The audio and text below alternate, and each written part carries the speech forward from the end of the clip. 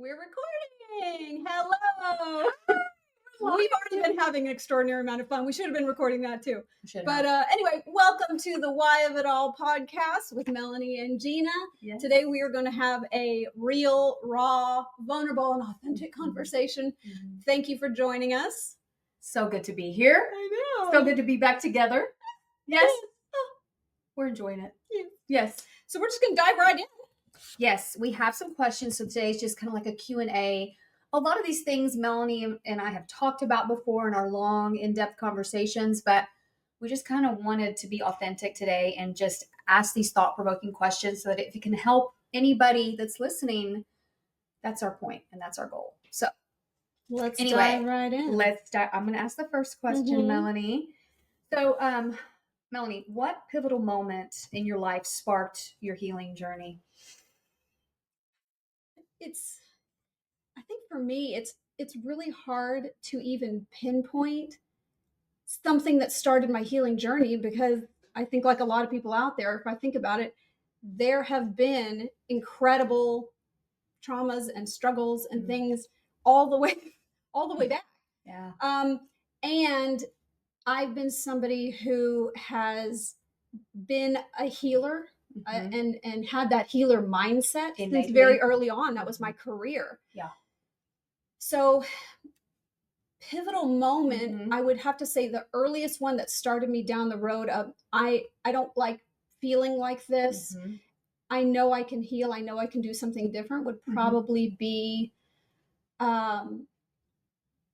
it would probably be when I had an experience dealing with some health challenges when I was in my teens and early 20s.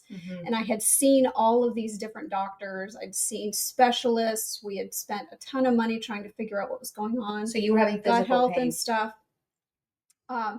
Sick all the time, digestive disorder, all kinds of problems as a young adult. And out of desperation, when nothing else worked, none of the medications worked, none of the specialists could help me. Out of desperation, I went to see an acupuncturist. And I thought, this is my last resort, right? The most natural, oldest medicine of all time. This is my last resort. Why not try? And I was literally cured overnight. And that was the moment that I realized that all of this this sickness, this illness that I had, it was far easier to heal than I imagined it was at the time. And that experience set me off on a journey of my whole life being fundamentally about the theme of healing. I, at the time, was, if you remember, I was going to be a dental hygienist. You were. Remember that? I was an assistant at the time. First met. And I was applying to UT San Antonio to see if I could get into their dental hygiene school. I had this experience. I was cured overnight. And I switched gears immediately and applied to acupuncture school instead. I remember. And that was the beginning of my journey as me being the healer. Now, it's a funny thing about that. You know, most people have probably heard the paradigm of healer, heal thyself. That's really also been the theme of my life. Sure. Healer, heal thyself.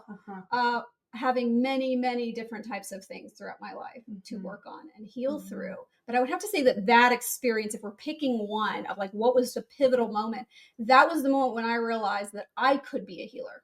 And that I could take this healing experience that I just had that was profound, life-altering, and I could gift that. I could be a source of that inspiration and healing for others. And so that acupuncture visit, because overnight things felt better for you, you're like, oh my gosh, like I've touched on something.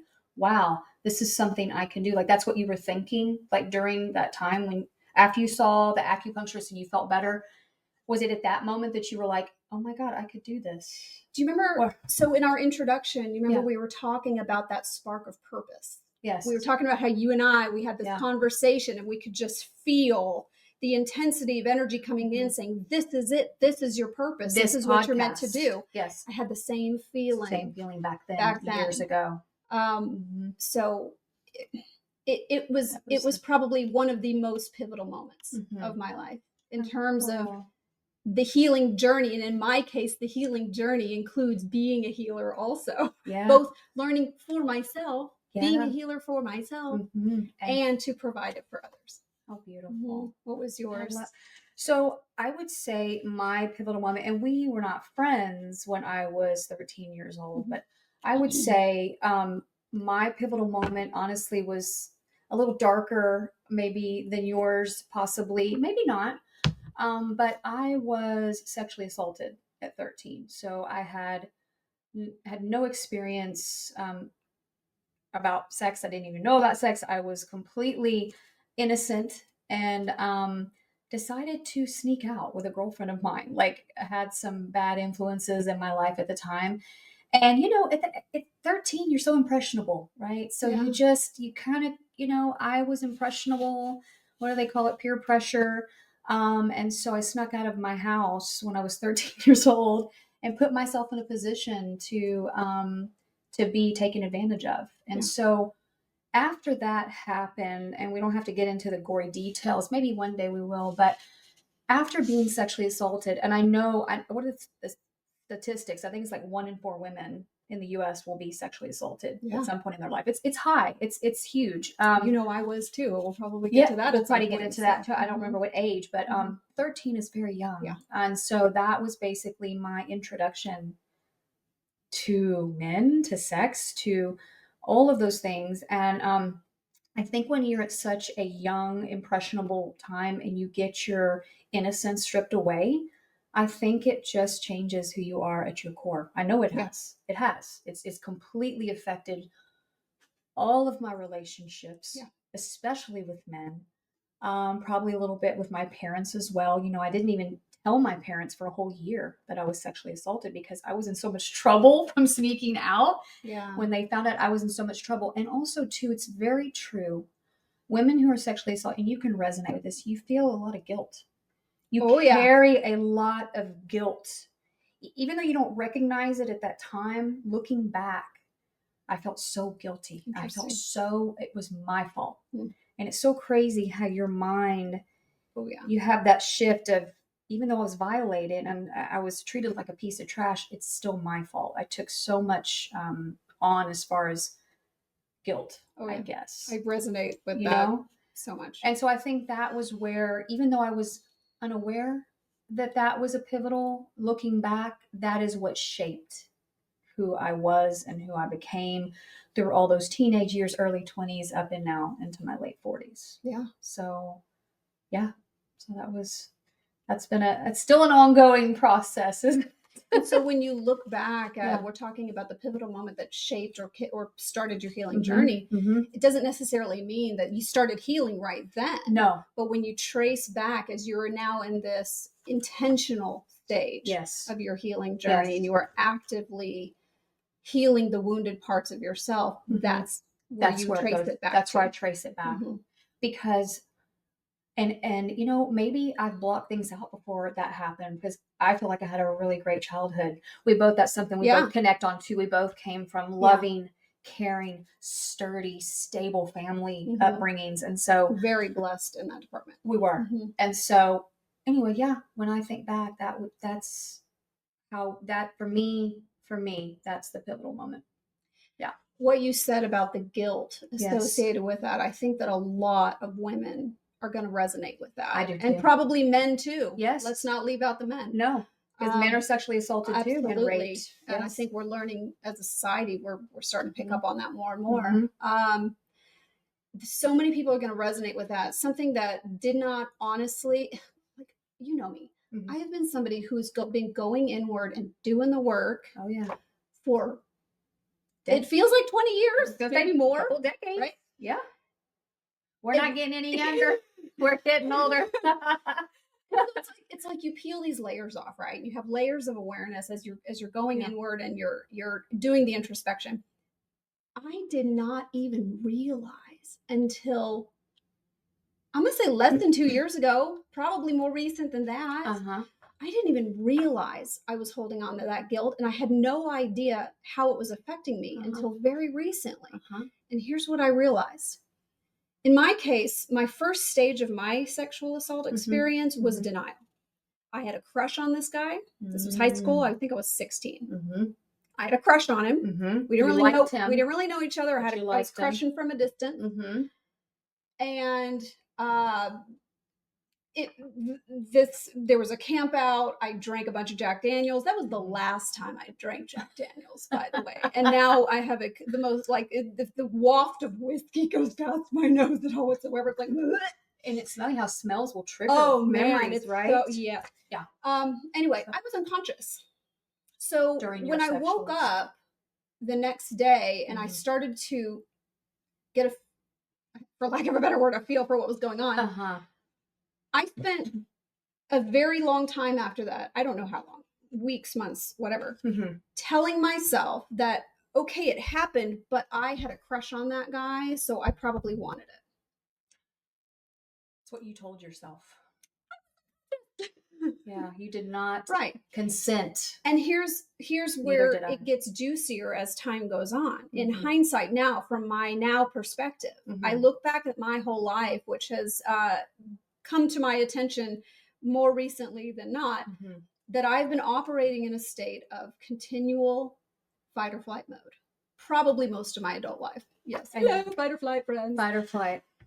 Nervous system dysregulation is something that most people who have dealt with significant trauma in their life are dealing with, whether they realize they're dealing with it or not. Absolutely. And I've learned very recently how significant that is when you have nervous system dysregulation. And there was a phrase that I would say to myself, and I don't say it anymore, and that's important. You got to stop telling yourself the same story. But there was a phrase that I remember saying throughout most of my adult life. Just in your head or out loud? Out loud to anybody. What would you say? When you're stuck in survival mode, it permeates every aspect of your life. And for me, survival mode would translate into prepared. I'm a prepper like you wouldn't believe. Yes, you are. And I'm a prepper in terms of my oh shit closet upstairs that's filled with all kinds of things. And I'm a prepper in terms of I am over prepared for every single scenario, whether it's a vacation or it's driving somewhere, no matter what the scenario. Or our podcast. Although we didn't do our homework beforehand, and we should have. Learning every day. That over preparation always, the constant mind chatter, never turning off, thinking of every single possible scenario, every single possible outcome that could ever happen, and making sure I was prepared for every one of them. You know what the phrase is that I would say to myself or to anybody else who asked me about that?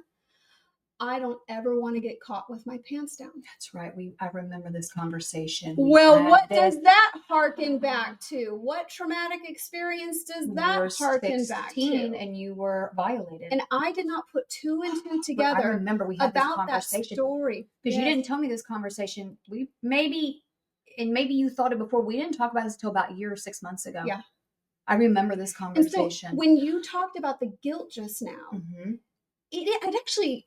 while you were saying it, I was thinking a layer deeper on that because I already had my holy shit moment recently of connecting the I don't want to get caught with my pants down to that original trauma. Yeah.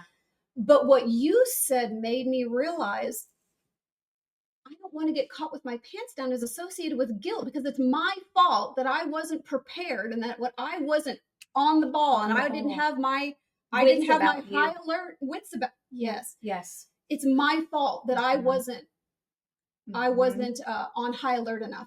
And to add to that, yours got caught with your pants down. What's so funny is during all these years and done lots of therapy with therapists over the sexual assault, it wasn't until this last therapist, maybe late last year, that I had a breakthrough about this, because talking about the reel that you play in your head about my fault, it's I got caught in my pants on, I'm guilty of this. This happened to me. It's my fault.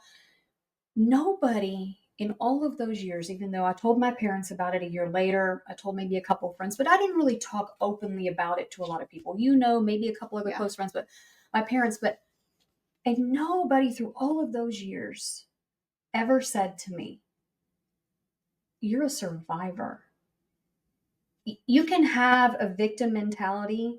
You can choose to stay in that victim. And I think that I stayed in that victim mentality for so long. And then when somebody finally said, I told them my story and they go, Gina, you survived. You did because I had to go into deep like description about that night and about everything that happened to me and just the smells and the feels and the pain and everything. And he's like, you survived. And it's like something went off in my head, like, oh yeah, I did that. I did what I had to do to survive. And when that changed in my head, when that clicked, like, no, I wasn't, I was doing what I had to do to survive in that moment so that I wouldn't die, so that I could come out of it, so that I could keep living. And once somebody kind of, I don't know why I never gave myself that permission to say, you know what, you're a survivor. You're not a victim. You're not, no. Yeah. And so just that verbiage changed for me. You're flipping the mindset 180 degrees. Yes. Yes. And it made such, and I cried. I mean, I feel like crying right now. I'm not going to, but I just remember having this. Don't challenge me. Don't tell me with a good time, Gina. I just remember just like, like somebody finally said, yeah, for me, just changing that word to you're a victim to know you are a survivor, the strength and the fortitude that I thought, wow, yes, hello, I'm not a victim, I'm not a poor little measly thing that was on a wooden floor just being attacked. No, I got out of there. I got out of there. I actually survived. And let's take this, let's go a little layer higher with that. Yeah. Could you have gratitude for that version of you who did what she had to do and adopted whatever nervous system state she had to adopt in order to make sure that she did survive going forward? So like someone trapped in fight or flight, this is something that I was chewing on the other day. Okay, so there are problems associated with being trapped in fight or flight mode for 20, 30 years. There's a nervous system, everything starts breaking down after a while. However, that pattern of thought, that pattern of behavior, that pattern of the biofeedback associated with it comes from your mind, your soul, your body doing everything it can do to keep you safe going forward. Absolutely. And so looking back, we can say, okay, thank you, body. Thank you for the inner parts of me that stepped up to keep me safe. All those years, the best way we knew how. That's at the time. The best way we knew how. I am in a different state of being now. I no longer need to be trapped in that state perpetually. So like these days when I feel my nervous system revving up about something it doesn't need to, I can go, thank you, nervous system. Thank you. Thank you. Thank you for doing so good, keeping me safe all these years. Thank you for all of your hard work. Your services are no longer required. I'm good. I've got this going forward. I love and you can just feel that ramping up intensity go. You're able to finally take a deep breath. Yeah. And it's a process because the brain is wired for these reactions. Yes. And it's going to take time to redo that wiring. But we don't have to be like, oh, shit, my heart rate's picking up. Oh, shit, I'm going into anxiety. Should we be saying shit on this show? Yes. Are we okay with that? Yeah. All right. Maybe we can say I'll just mark it as explicit. It's our show. We can say what we want. Nobody's the boss of us. Hey, this is so funny. I have to say, we wrote down 10 questions that we were going to try to get through today. We're still on the first question, and we are 18 minutes in. Yeah. So anyway, this is so cute. We'll see how this goes. We'll see how this goes. Yeah. Okay. Should we move forward to question 2, Melanie? Okay. So looking back, what is something that you're proud of yourself for overcoming, even if it felt impossible at the time? Oh God, there's so many ways this question could go. Man. Looking back, what's something you're proud of yourself for overcoming, even if it felt impossible? You know what? I'm going to bring a tangible thing that happened. My divorce. That was probably one of the hardest things I went through back in 2013. Of course, when you're divorced and you have a small child, that makes it even harder. So when I think back about that time in my life, however many, 12 years ago, almost 12 years ago. God, has it been that long? I know. June of 2013, I was finally legally divorced. The last 2 years of my marriage, I was a stay-at-home mom. I was caring for 2 older stepsons, an infant. I was holding a house down. My husband worked full time, again, stay at home mom. And when I think back about what I had to overcome to get out of that marriage, meaning I got out of it. He put me in an apartment. He didn't leave me destitute, I moved out, froze all of our accounts. He was my only source of income at the time.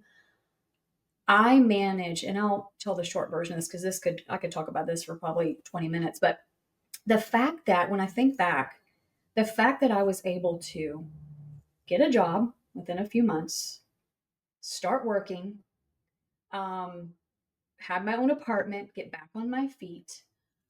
He also left me with a lot of financial debt, unfortunately, and my credit was ruined because of, and I'm getting really vulnerable here, but that's the truth. But I was able to get out from under, it took me 5 years to pay off his debt. I paid it off. I had to make some sacrifices. I moved in with my parents for a year so that I could build my home. That's right. Yeah, sacrificed. Yes. Worked with a credit, a person that like helps you get your credit back up. Got my credit score again so that I could buy a house and qualify for a house. Got landed an amazing job later that year as an office manager for a dental practice. Started making more money and was able to build my own home and do all of these amazing things. And so when I think about, and dare I say, you're thriving now more than he is. Not that it's a competition. Not that it's a competition. But just when I just think about, I'm proud of myself for where I started in that dark place when I was faced with divorce and being a single mom and not knowing how to navigate that. I mean, I came from not a broken house. My parents were married for almost 60 years before my father died. I came from a institution where marriage was appreciated and respected, and so having to navigate it, and I didn't navigate it by myself. Of course, you were there. I had friends there, my family. Thank God for my support system. But when I think about what I'm most proud of, I think it's those 3 years that I had to struggle and fight for myself and just keep going every day when I wasn't used to not having my child for a few days at a time. I was not used to, living by myself again. I was not used to even working at that point. But, here we are. And 13 years later, and yes, my life, I could not have dreamed it better. I think I've told you this before. I actually, when I look back, I thank him for wanting the divorce. I probably would have stayed just because of my ideals and morals when it comes to marriage, and the fact that he wanted a divorce. You can't stay married if somebody else wants it. It has to be two people. So talk about what a gift. Talk about looking for the gift, yes, and the opportunity within struggle. And sometimes it's easier to do that in hindsight. It is. It is. It's a challenge, but it's also possible to be looking for it in the moment as well. Yeah. That's kind of what this show is about, is encouraging people to be in the midst of struggle and look for what is the gift, what is the opportunity. And it sucks right now. And it was hard. But there's something that's going to come from this, and you got to look for that. Absolutely. And I've grown so much as an individual through that hardship. So, So, Melanie, looking back on your life, what's something you're proud of yourself for overcoming, even if it felt impossible at the time? I bet you could take a big guess on what this one is. Probably. I lost a child. And God, at the time. What year was this? 2014. It was I think it was early 2014. And we were almost full term, not quite 34 weeks, I think. And I remember being in the perinatologist parking lot, sitting in my car after having been given a terminal diagnosis. I remember calling my mom. I think I called my mom, maybe my sister, and scream crying alone in the parking lot. And I remember thinking, nope, this isn't right. No. This isn't how this goes. this is me. No. This doesn't happen to me. No. You were in denial. Complete denial, complete rejection of the reality of the situation. But to mine and my husband's credit, you know, of course we spent months or actually weeks going through when we got the diagnosis. We got the diagnosis at 20 weeks. And we spent God knows how much money and time traveling around, visit to different perinatologists and specialists all over, and doing all the tests, getting the poking and the prodding and the amniocentesis needle this long, going in, stabbing, pulling fluids out, blah, blah, blah. I can't imagine. I went through all of it thinking we're going to find a solution. This sucks, but we're going to find a solution.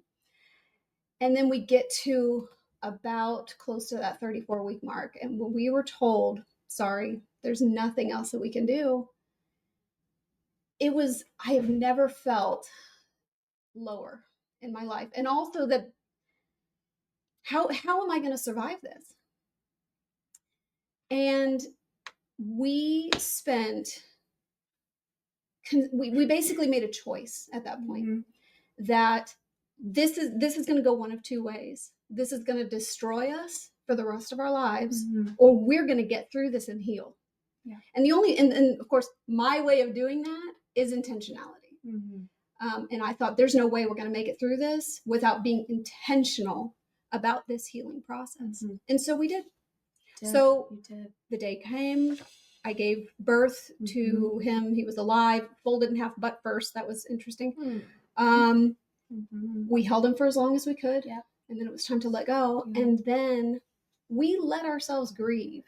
We let ourselves grieve really hard for months. But the difference was you have to feel the feelings. You cannot stuff the feelings. You can't ignore them. No, they will fester and kill you. So we let ourselves feel the feelings, and what that looked like was just uncontrollable, bawling, ugly cry, sobbing all over the place, in my car, in parking lots, various places in public, whatever, just as needed, but with a time limit on it. Did you? I don't remember what the time limit was, but it was when the grief would well up, I would let the feelings come out and release them. Yeah. With holding in the back of my mind simultaneously the knowing that this is a valve. I'm releasing a valve, and at some point I'm going to feel the emotion dip just a little bit. Yes. And that's the moment where I know, okay, it's time to turn the valve off for right now. It was you relieved yourself. Yes, it was not stuffing. It wasn't blocking flow at all. It was intentionality. This is about a release. I'm going to release it until until I've gotten out what needs to come out for the day. And then I'm going to be done with it, and we're going to move on with our day. Would you and Ben cry together, or would you grieve separately? That is a great question. I don't know if I remember. Okay. I think in the early days we definitely grieved simultaneously, but he had a different way of handling his own stuff. For me, it was about let it out, but don't dwell in it. Yeah. Let it out. It's okay to feel the feelings, but you can't just marinate in them forever. This is not my new state of being.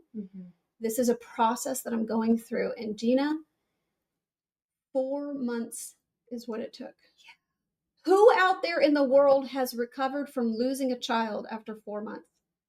Exceptional.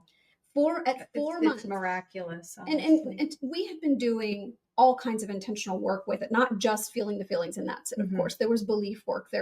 My mother is a wonderful healer, and she was helping to guide us through. We hope to have her on some of the cognitive belief works. Yeah. Yes. But after 4 months, my husband and I looked at each other, and both of us, to our surprise, were like, "Are you ready to try again?" And it's like, actually, yeah. Both of you. Are you? He's like, yeah.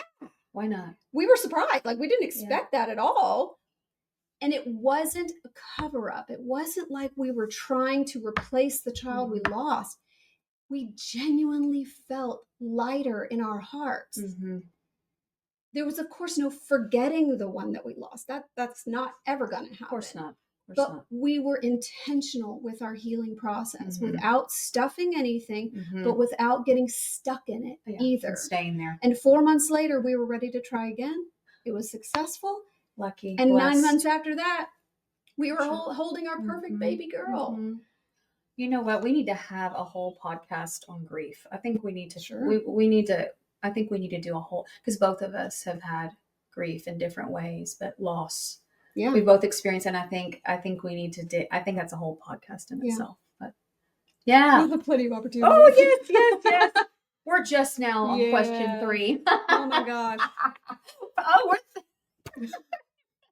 do you think? One more question? Yeah. What kind of time are we at here? 30. Where do you see that? Okay, I don't have my glasses on, so I can't see that. I'm too far from that. But you can keep an eye on that. I can keep it. Yeah. I'm gonna say let's do one more and see where we're at. Yeah. Let's do it. Go ahead. Okay. So Melanie, was what? My cat's barfing over there. I was wondering. It sounded like somebody coming upstairs, but no, that's barf. That's a cat barf. It's okay. All right, guys, you heard it here. Gary barfing in the background. You'll all meet Gary at some point. Yes, Gary puts himself into everything. Melanie, so was there a point where you felt completely stuck in your healing process? And if so, what helped you move forward? If you can remember. I felt completely stuck many times. Yeah. Like, there's no point in even counting them. Yeah. I felt probably... a bazillion infinite number of times that I felt stuck.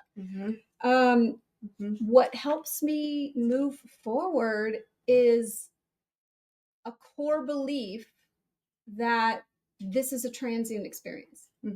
Every moment is a transient experience. Every emotional wave is a transient experience.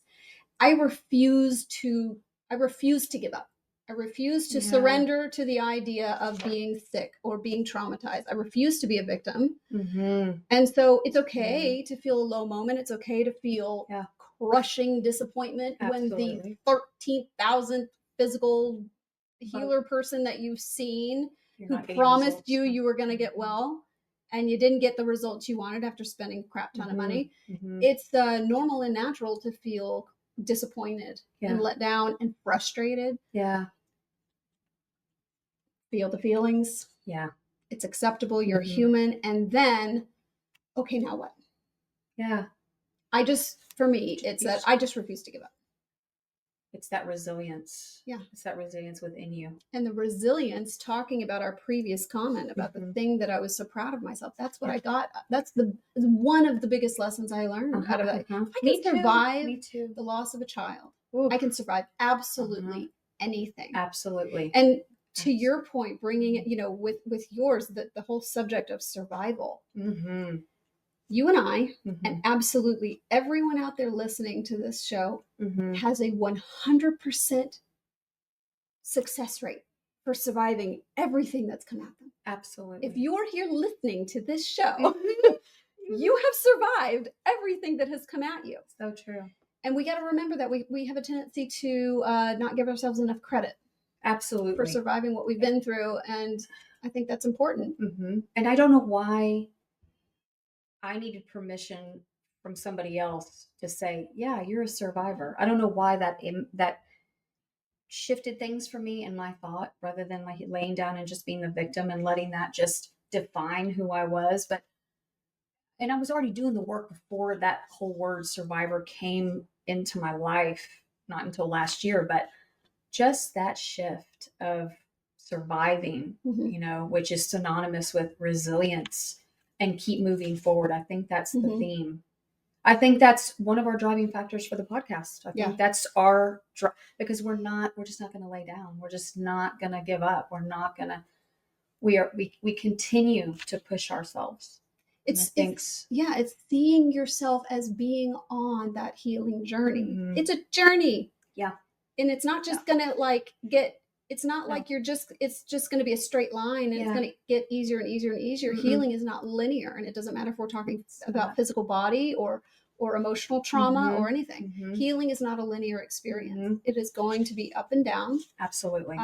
For lots of different reasons. Sometimes like physical body reasons, for example, sometimes the physical healing process itself will literally include moments where, let's say, for You get example, your worse. body gets to a point where it is capable, Mhm. because you have been healing, Mhm. of, let's say, detoxing some toxic substance that's been stored in your tissues. Well, your Mhm. body is like, finally, I've got the bandwidth to get rid of this Yeah. crap.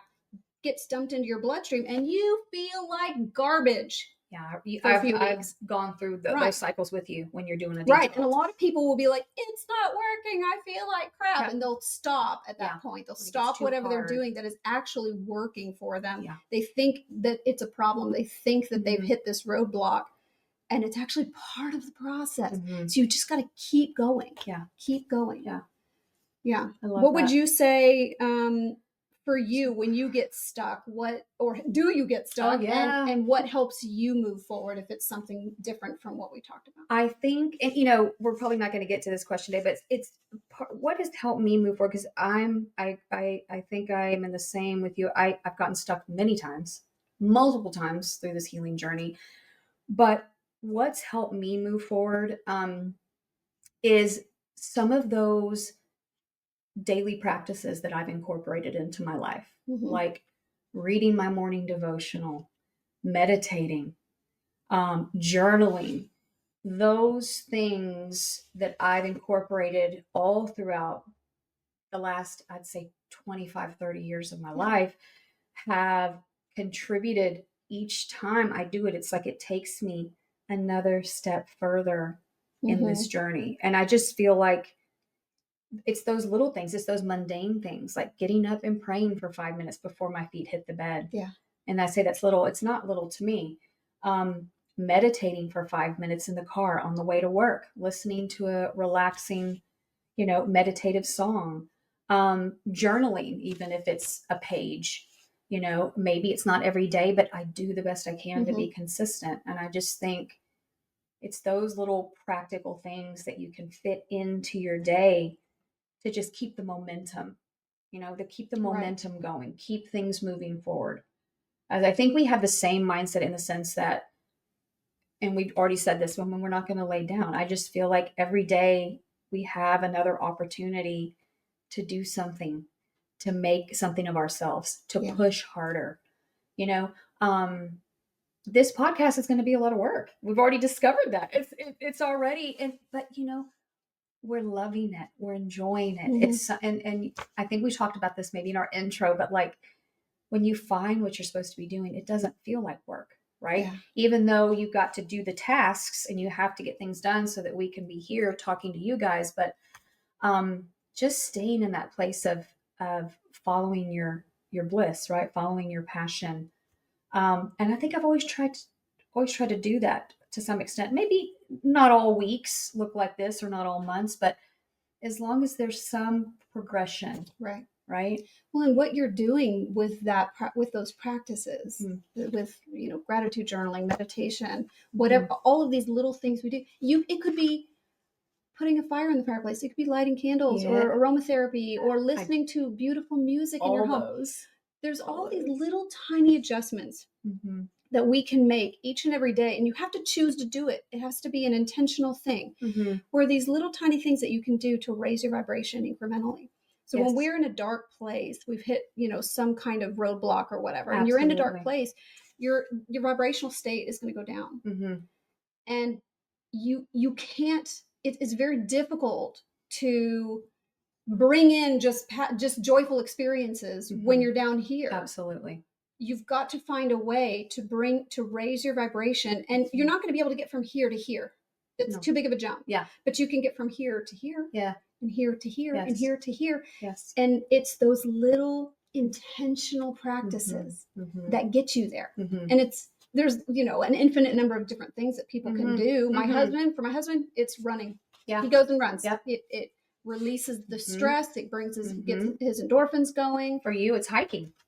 You love being in nature. Yeah, hiking is certainly one of them. a big one, big part of it. And I've got a lot of little daily intentional practices like you do. You do. But that's a really big thing. And you brought up such a great point about when you do hit those roadblocks, or you do feel like you're struggling, or something has been a disappointment in your progress along the way.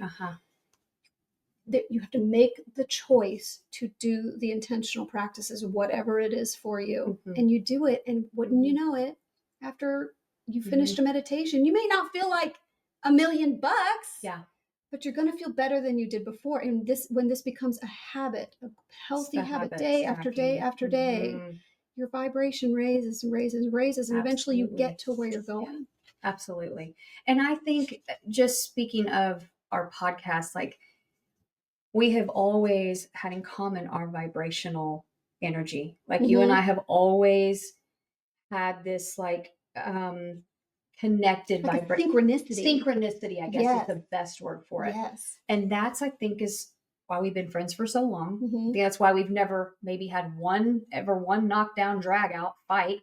We may not always believe the same things or think the same things, but we always come together. And that's rare. I'm sorry. I think it's rare. And I think when you find it, you want to hold on to it. Like, I just love you. I just love you too. And this is so funny because we've only gotten to question 3 and we had 10, and we are at a 4.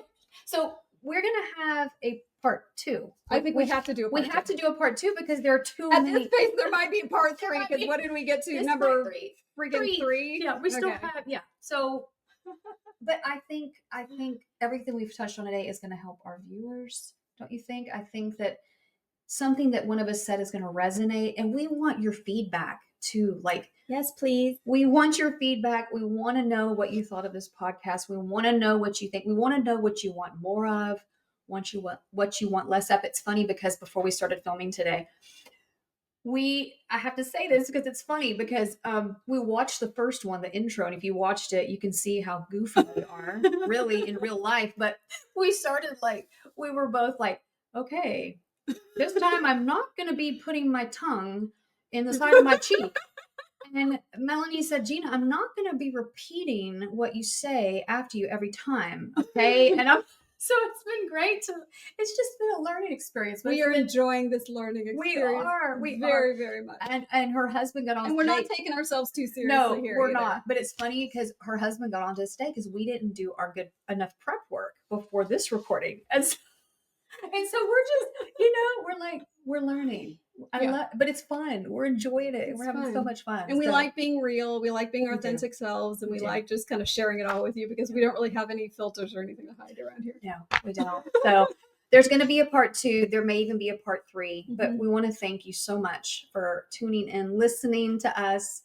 And please give us a 5-star review if you feel that this podcast has been worthy. Yes. Share your comments. Yes. We really would appreciate them. It's going to help us grow. Give us a thumbs up. Subscribe if you're enjoying what you're hearing so far. Please share with your friends. Yes. Help us grow so that we can reach out and connect with more people who can potentially resonate with this message. And hopefully a rising tide lifts all boats. Yes. Okay. Thank you. Bye. Guys.